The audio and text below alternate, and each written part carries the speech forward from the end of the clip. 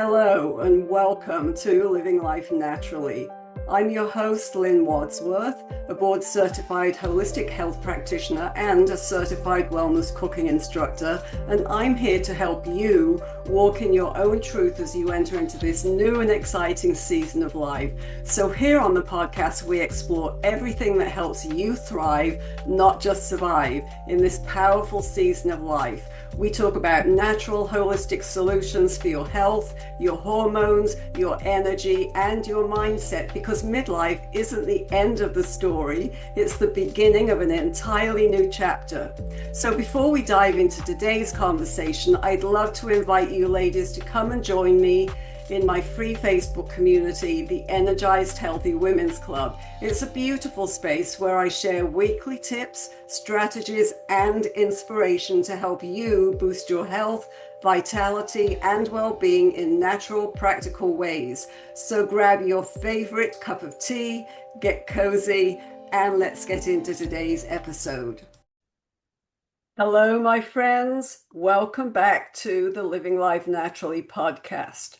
So we're continuing our series, Tea and Truth, Honest Talk for Women in Midlife. And I'm your host, Lynn Wadsworth, holistic health practitioner, tea drinker, and your friend on this wild ride through midlife and menopause. So go ahead, grab your favorite cup of something warm, maybe chamomile tea or ginger, or some kind of cozy nighttime blend that you might be listening to this later and you love that blend. So let's take a deep breath together today, in and out. Why? Because today we're talking about something that's left so many of us just staring at the ceiling at 2 a.m. Yes, sleep, or more accurately, the lack of it. Now, I want to start with a little story, a personal story. So a few years ago, I remember going through a period of time where I couldn't sleep to save my life. I'd go to bed exhausted, only to lay there wide awake for hours. And when I finally did drift off, I'd wake up drenched in sweat or jolted awake at 3 a.m. with my mind spinning. I tried the usual, less caffeine, more lavender, chamomile tea, white noise, you name it, but nothing seemed to stick. And you know what? It wasn't until I started really listening to my body and not fighting it, not forcing it, that things began to shift for me. I learned how my hormones, my stress, and even my evening habits were all working against me. So bit by bit, with a few small changes, I started to reclaim my nights. And honestly, my sanity. I'm sure, ladies, you can really understand where I'm coming from with this. So if that's how you are right now, if you're feeling frustrated, tired, and wondering if you'll ever sleep again through the night, I want you to know there's hope. You're not broken, and there are gentle, natural ways to restore your rhythm. And today we're going to unpack the why behind midlife insomnia, and then I'll walk you through practical, holistic solutions you can start even tonight. So let's start with the big question. Why does sleep get so tricky in midlife? And no, it's not all in your head. Your hormones are literally shifting the landscape of your sleep. So here's what's happening. Progesterone, your body's natural calm down hormone, begins to drop, and this can lead to restlessness, anxiety, and that wired but tired feeling at night. Then estrogen also declines, and estrogen helps regulate both serotonin and melatonin, the hormones that control mood and sleep cycles. So when your estrogen dips, your melatonin often does too, and that means your body might struggle to know when to wind down.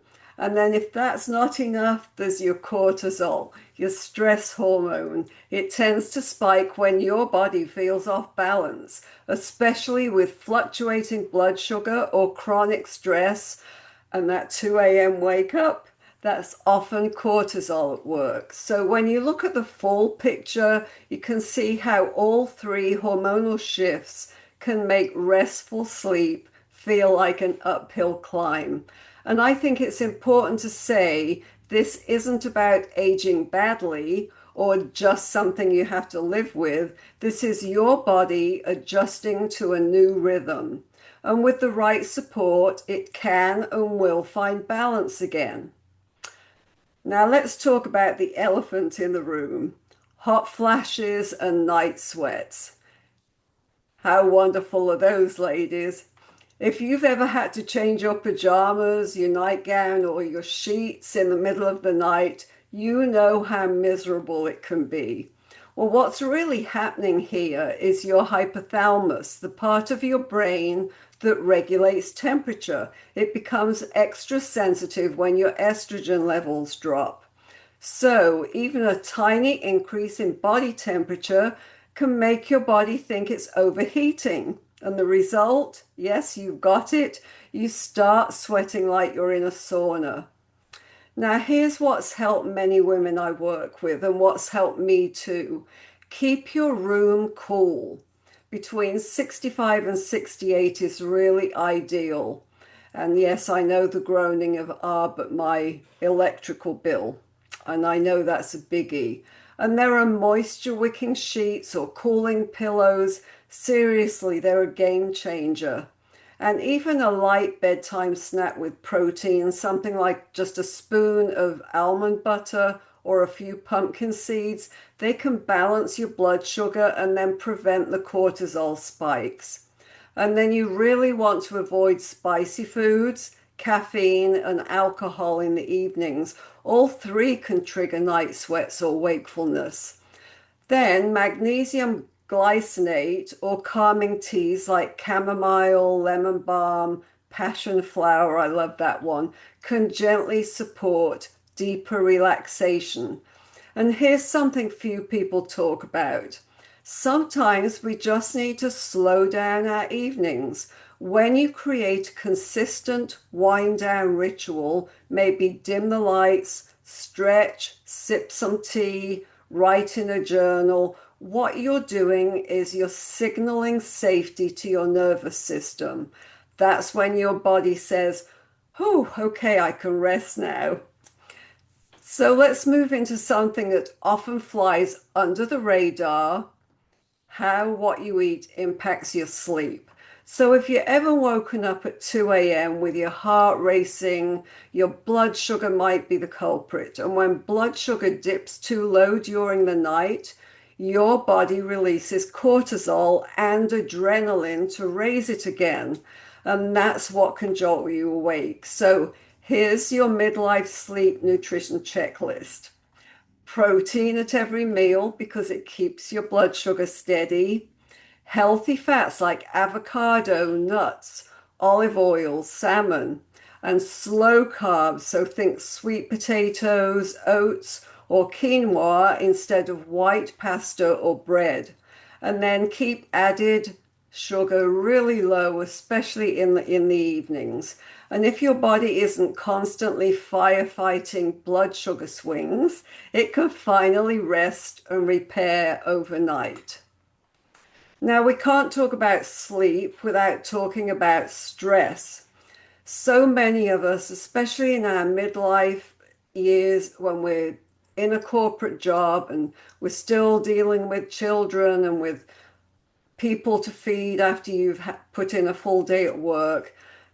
So many of us like that are running on adrenaline all day. You juggle your careers, you juggle your families. Maybe you've even got aging parents and the never-ending to-do list. Know what I mean?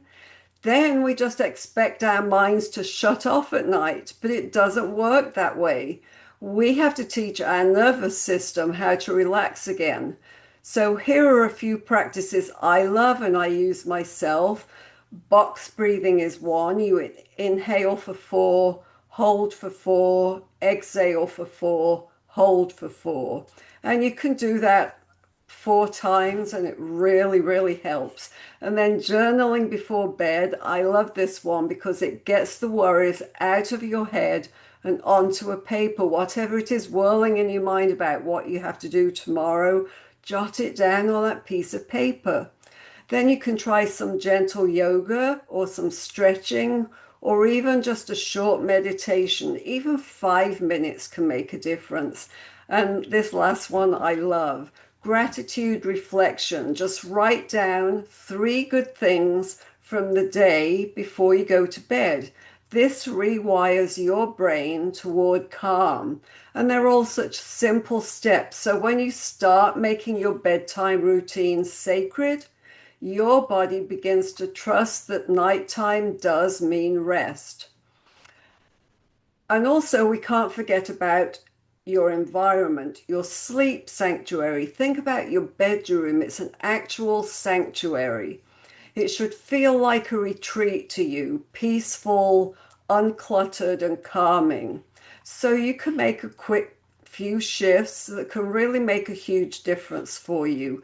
Keep your room cool, dark, and quiet. Use blackout curtains or even a sleep mask.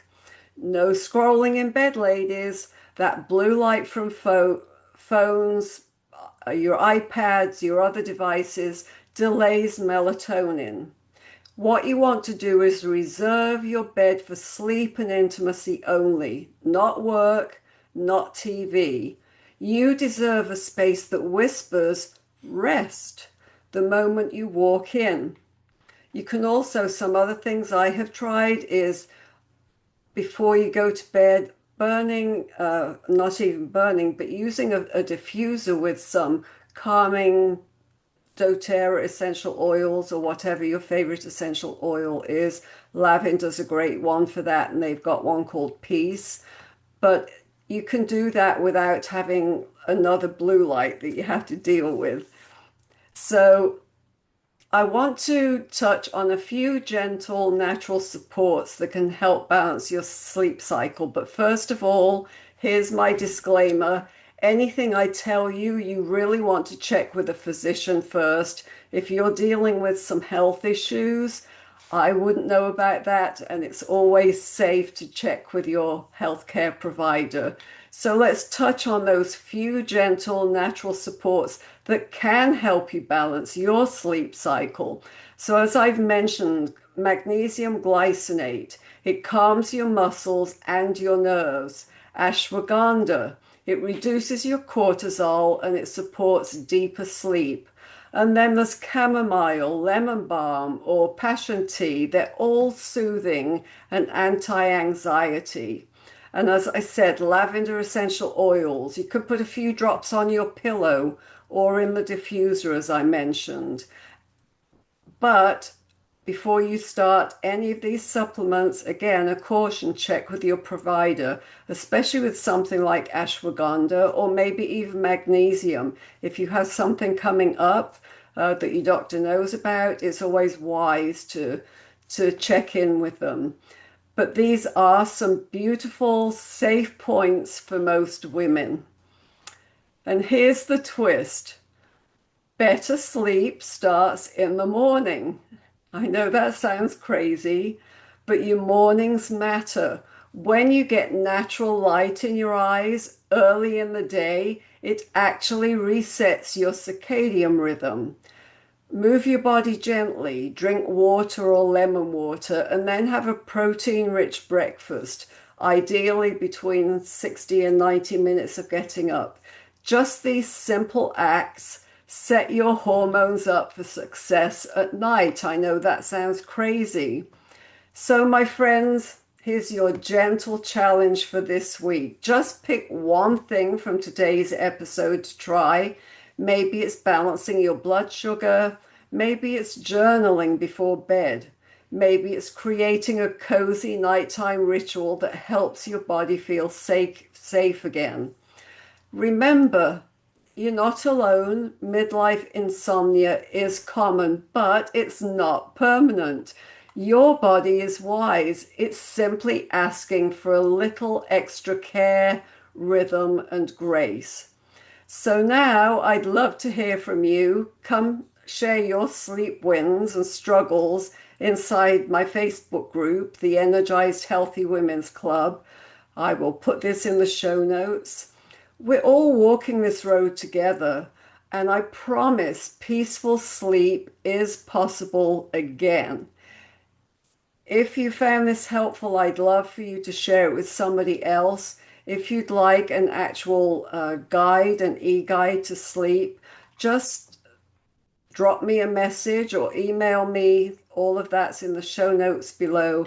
I'm here to help and serve you because I know our midlife journey can be exciting. I know that might not sound possible for you now, but it really can be super exciting. It can be a new era, a new season of your life, and we should enjoy it to its fullest. So for now, have a wonderful week, and I will see you next time on the Living Life Naturally podcast. Bye for now.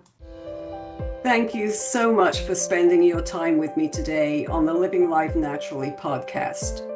I really hope you enjoyed today's conversation and that it inspired you, encouraged you, and reminded you that midlife isn't something to endure, it's a season to embrace. So if you enjoyed this episode, would you do me a huge favor? Please take a minute to leave a 5-star rating and review on Apple Podcasts. And don't forget to follow or subscribe so you never miss an episode. And if you're watching on YouTube, hit that subscribe button and ring the bell so you'll be the first to know when new episodes drop. So until next time, ladies, remember, you are strong, you are wise, and you are just getting started. Take care of yourself because you are so worth it.